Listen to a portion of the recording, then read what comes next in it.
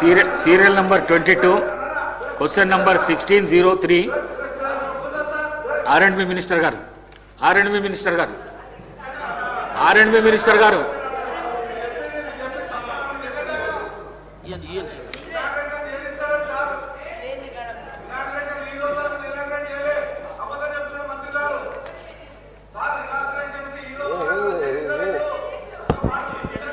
Speaker sir,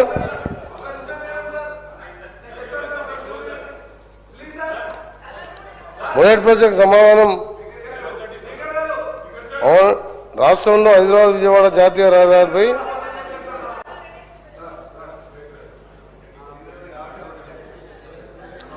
complete చేద్దాం. సాంబశివరావు గారు మాట్లాడదా? లేదు, దీనిదేనా? మంత్రి గారు, గౌరవ మంత్రి గారు మీరు మాట్లాడండి, చెప్పండి. మొదటి ప్రశ్నకు సమాధానం అవునండి. రెండవ ప్రశ్నకు పనామా జంక్షన్ కిలోమీటర్ 15 నుండి హైదరాబాద్ కిలోమీటర్ 20.75 వరకు డబుల్ డక్కర్ ఎలివేటెడ్ కారిడార్ నిర్మించే ప్రతిపాదనను కేంద్ర ప్రభుత్వం రోడ్డు రవాణా మరియు రహదారుల మంత్రిత్వ శాఖకు సమర్పించడం జరిగింది. దీని అంచనా వ్యయం సుమారు 941 కోట్ల రూపాయలు. ఈ ప్రాజెక్టును రోడ్డు రవాణా రహదారుల మంత్రిత్వ శాఖ కేంద్ర ప్రభుత్వ వార్షిక ప్రణాళిక 26-27లో చేర్చే అవకాశం ఉంది.